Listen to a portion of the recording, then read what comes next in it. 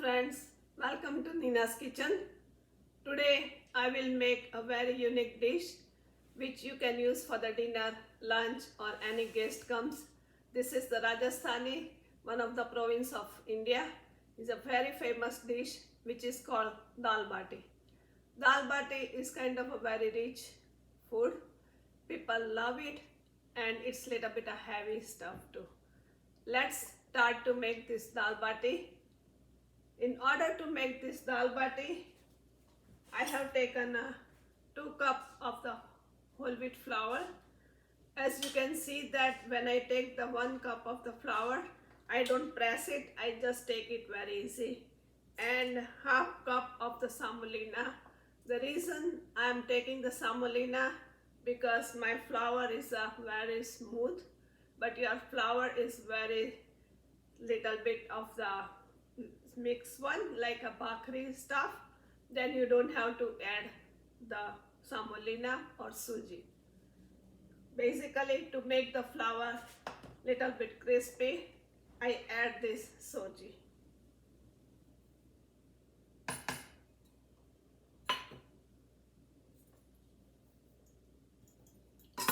First of all, I'll mix the semolina and flour together.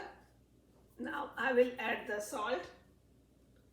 I will add half tablespoon of the salt, or you can add according to your taste. To make it more tasty, I'll use the carom seeds, roughly half tablespoon of the carom seeds. I'll mix them into the 2 pan and that gives a very nice flavor. Then I add the cumin seeds, same amount of the cumin seeds. Now I will add 1/8 cup of the baking powder and also the 1/8 cup of the baking soda. I will mix them together. This bati, I will use the half cup of the oil, or you can use half cup of the clarified butter. But I don't want to make this bati too heavy, so I will use the butter. I have taken half cup of the oil. To make it more tasty, I will add some green chili paste.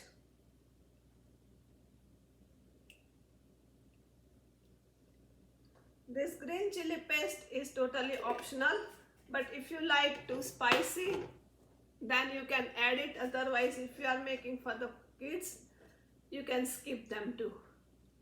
And I will take 1 tablespoon of the garlic paste. Garlic paste and green chilies is totally optional. If you like, you can add it. If you don't, then you can skip it. Now I will add some lemon juice. I have added 1 full tablespoon of the lemon juice. Now I will mix them everything together. You have to mix the flour and oil together. As you can see that the oil or the butter, when you mix the flour, should be like that. Then it makes a very nice bati. Now we are ready to make the dough. To make the dough, I have taken 1 cup of the warm water. I don't use the cold water. The water I will use slowly because I would like to make the tight dough. So I will add the water very slowly. Friends, you can see that the dough is too tight. We always need the tight dough. You can see I have a little bit 1/4 cup of the water left. So basically I have used the 3/4 cup of the water to make the 2 cup of the whole wheat flour and half cup of the semolina. So basically I have taken 3/4 cup of the water to make the dough of 2 cups of the whole wheat flour and half cup of the semolina. The water requires depends how your flour is. Every flour absorbs a different amount of the water. So basically in my side, I have used 3/4 cup of the water. Now I will keep this dough to set it at least for 10 minutes and I'll prepare the stuff to make the dal. I have covered this dough and I will let it stay for at least 10 to 15 minutes. Friends, to make the dal, I have taken the same portion of the har dal, like a pigeon split, pigeon piece dal, chana dal and moong dal, but I have taken the moong dal with the skin. If you have with the skin, it's really tastes good. So I have taken half cup of the tur dal, which is the split pigeon dal, pigeon piece dal, chana dal and half cup of moong dal with the skin and 1/4 cup of the Masoor dal and 1/4 cup of the urad dal.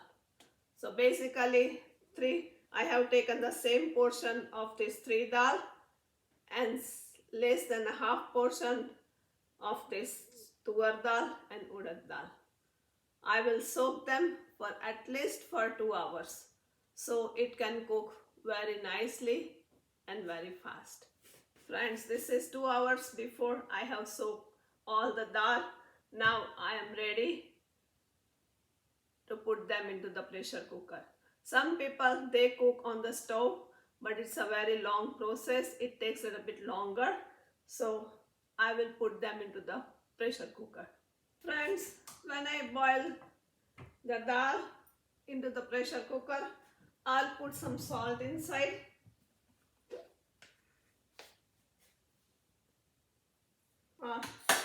I will put the turmeric powder, green chili paste, ginger paste. I will put enough so when I have to do the tempering, I don't have to put anything. And I will put the garlic paste. Friends, 10 minutes are ready. My Bati dough is set properly. So I will mix them together. You can see it has been softened. And I will knead them dough at least 3 to 4 minutes. And meantime, today I will make the Bati into the oven. You can make the different way to make this Bati, but today I will make them into the oven. You can make into the open pan,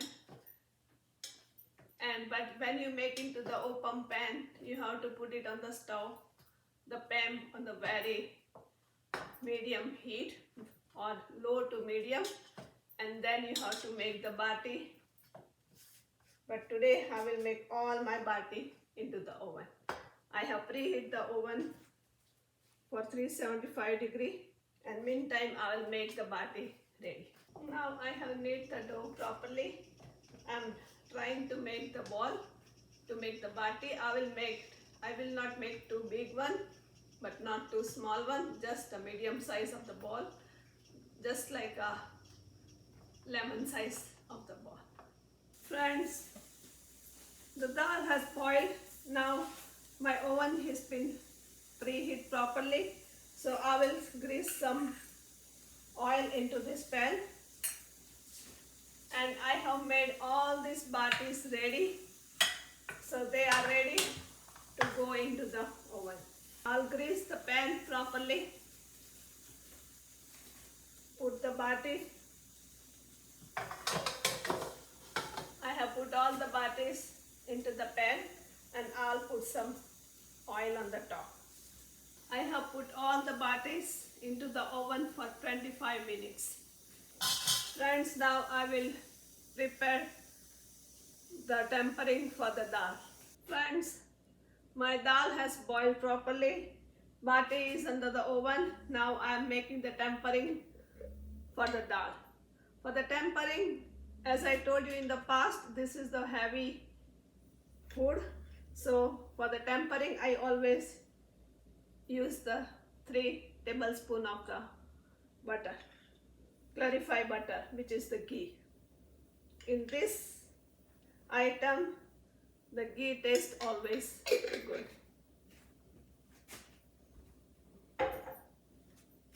I have put 1 red chili,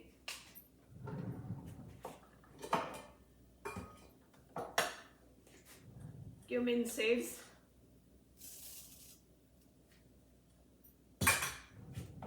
always asafoetida. When the cumin seeds crack properly, I will add some green chilies. Make sure, friends, you are adding to the dal, so you add accordingly. Otherwise it will be too spicy. Ginger paste, garlic paste. Now you have to cook the onion, which I have cut it, 1 big one or 2 small ones. You have to add little bit of the salt to cook the onion properly, because in the dal we have put proper salt. Cook the onion on the medium heat. The onion has cooked properly,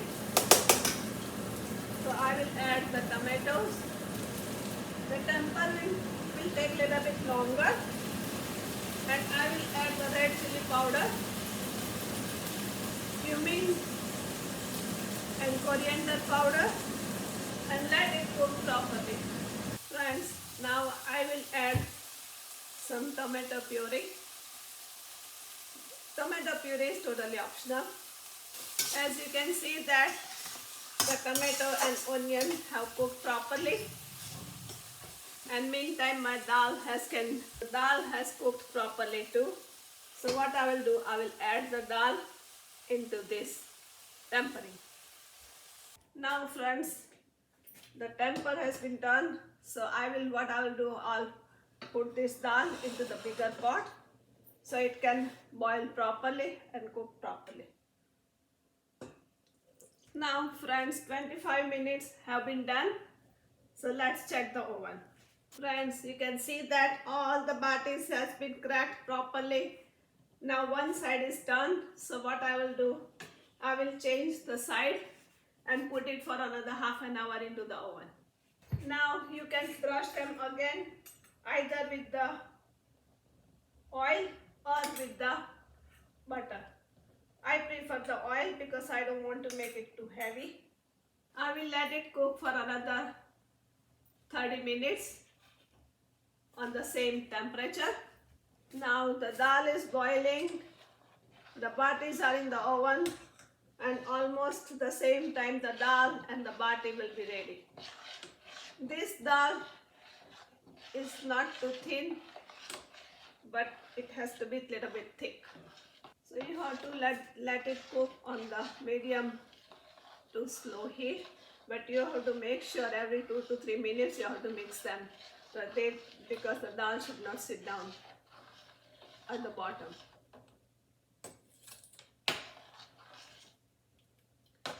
Now you can taste it and put the spices according to your taste. I will add some lemon juice, at least half tablespoon of the lemon juice. And when the dal boils properly, I will add some garam masala. And last but not the least, I will add some kasuri methi.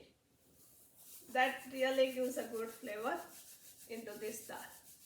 Till it doesn't boil, you have to mix it properly, otherwise the dal will sit down at the bottom. Now you can see the dal is starting to boil, so at that time I'll keep the stove little bit low so it can mix all the spices properly. Friends, you can see that the dal has been boiled properly. This dal doesn't have to be liquidy, it has to be thick. So when you put it, see, you can see that thick. When it turns to cold, it will be a more thicker. Now to give them little bit more flavor. In the another small pan, I have put some clarified butter, which is the ghee.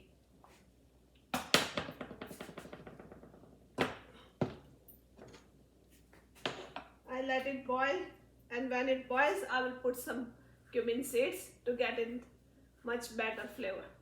I will put this tempering inside this.